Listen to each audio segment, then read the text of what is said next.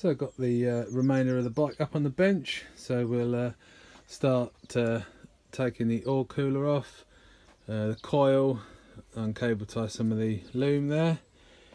Take the exhaust off. I don't think this exhaust is going to fit because it sort of takes a different route on the frame on the other one I've got, so we'll try it anyway. If not, we'll have to get a new one of those. And I think we'll be pretty much done with the old frame. Obviously the catch tray can stay on there as well. So yeah, I think I've hit a bit of a problem though. The rear shock is too short for this frame, so just going to have to look into some options there. I think I might be able to run an extender down on the bottom there, or I might have to try and get a longer rear shock if I can. But I'm going to speak to Miniature Parts Racing and see what length they tend to run on them, because I know you can obviously lower the bike by using different front forks and rear shocks, so we'll see what happens. So I've undone all the engine bolts, the oil cooler's off, to pop the carb off. By the way, I run a nibby carb, as you can see there, with this short trumpet on it, which is awesome. Ran great out the box, to be fair. I haven't changed a jet in, and it's been brilliant. Best thing I bought really, about 50 quid, 55 quid from Mizano Imports, so yeah, well recommended. Anyway, so everything's undone now, so in theory, with a bit of a wiggle, we should, I'm trying to do this one-handed and film, engine removal, there you go, the engine's free. Let me just put this phone down and I will show you it all done. There, one frame removed. There you go, you can get a better look at the matlock your rear sets there. So you just have to basically get them in the position you want, mark them up and just drill these two holes in the frame there and then just bolt them up. The spacers come pre-made as well, so it's all quite simple stuff to do really, but just thought I'd show you that as a bit of a better view of the rear sets there. And there's the engine. It's a bit of an old engine, to be honest. Could probably do with a replacement. It sort of still runs alright, just about, but it's pretty old school, so I might have to try and sort something out there, but we'll just keep it going for now. Right, while the engine's out, I thought I'd just take the opportunity to put these new clutch shims in. So yeah, these when I did a clutch change weren't quite right and the clutch is dragging a bit, so I've ordered a couple of new ones. So we'll whip this side case off. It's easy to do it with the bike, with the engine out the bike. So I can tip it on its side, leave the oil in it, because it's basically brand new oil in there.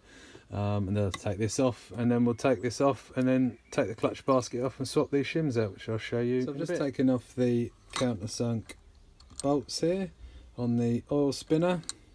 So that's just basically comes off from here. You need to take the oil spinner off to be able to get to the clutch basket as well. So what you need to do is order one of these special castle nut tools, which just go on a 1/2" drive socket, and obviously an impact gun is the key here. So that's the wrong end, sorry. It sits on that end, as you can see. There you go, it's locked in now. So then just whiz that off, then you can take the spinner off, then you can obviously get access to the clutch. So you just undo these 4 bolts, then the clutch basket comes off, then there's another castle nut under there, and then you can take the clutch basket off, then swap out these shims. So I've undone the nut there, slid that off like so, the oil spinner, and undone the 4 bolts, and then taken the pressure plate off. You've got the springs there for the clutch, and then the 4 bolts. So you just need to undo this one now.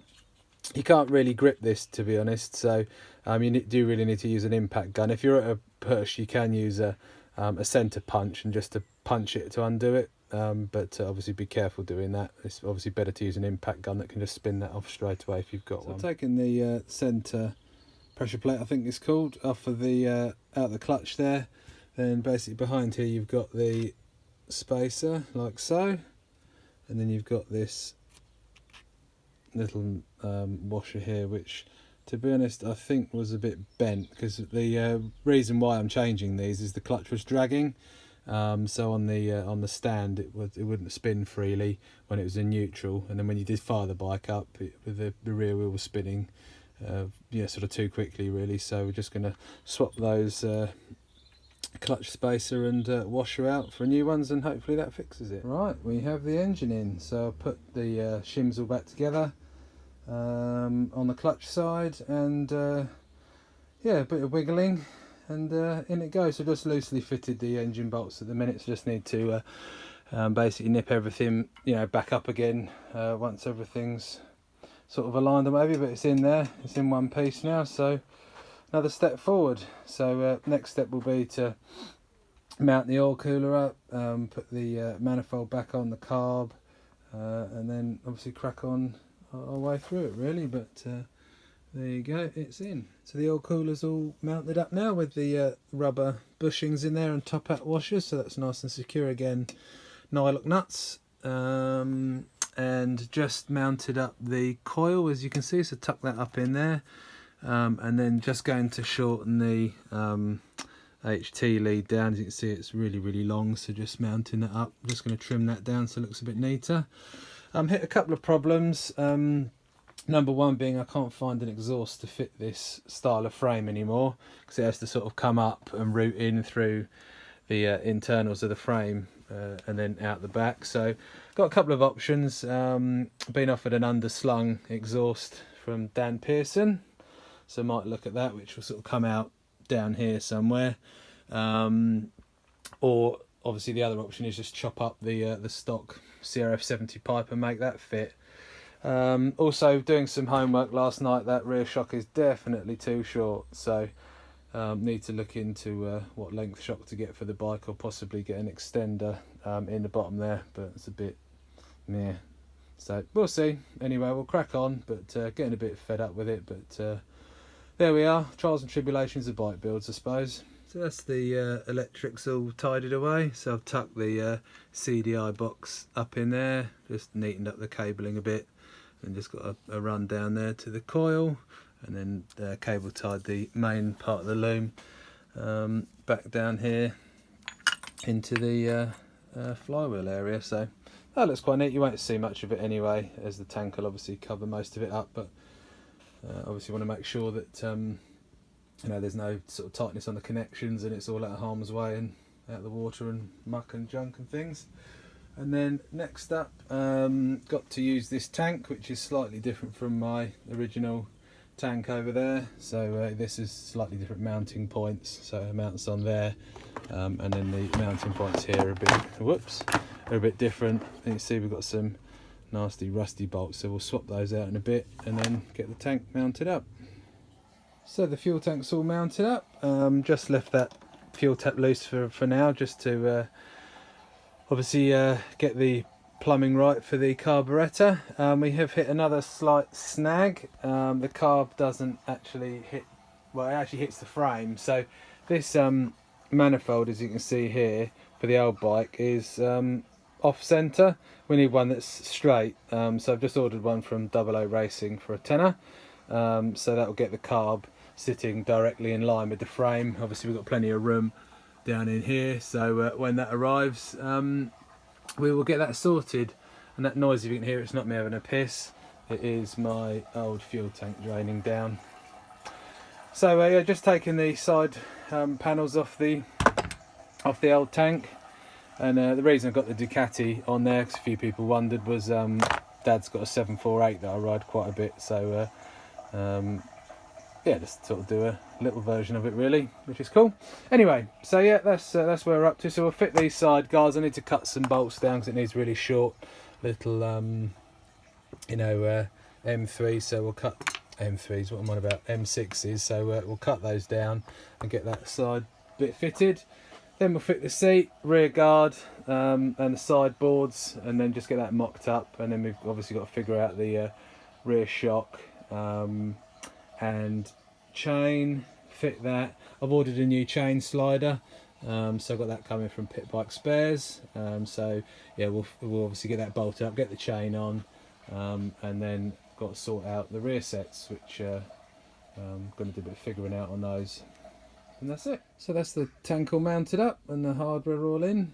Again, all thread locked, so I'll keep banging on about that because these things do shake themselves to bits. You don't want to ruin your day just by some silly bolt rattling out.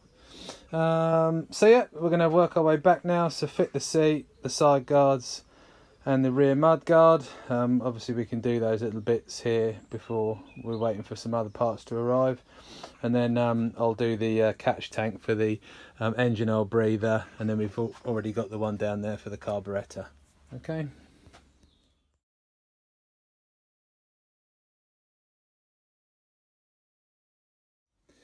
Okay, so that's the plastics all fitted up and done up with all the correct hardware. Again, all new stainless hardware. Needed to make a few tweaks to the lower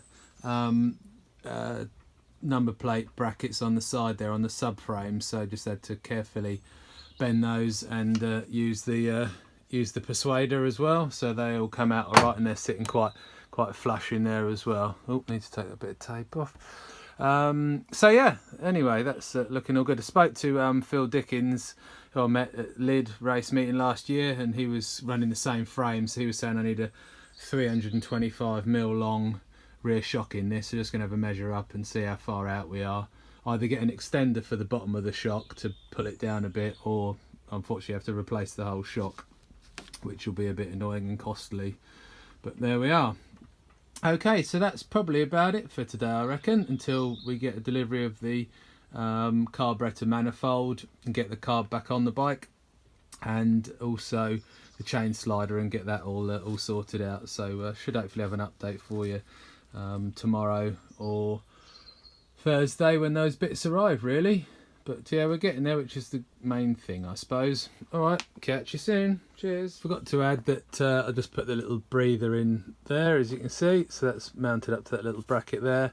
And then that's the engine crankcase oil breather. So you have to run these in the BMB. It's worth having a separate bottle for the air breather, and then one for the carb, as you don't want to, obviously, one to create a vacuum on the other, etc. So that's all done, and we'll put the number board back on the side.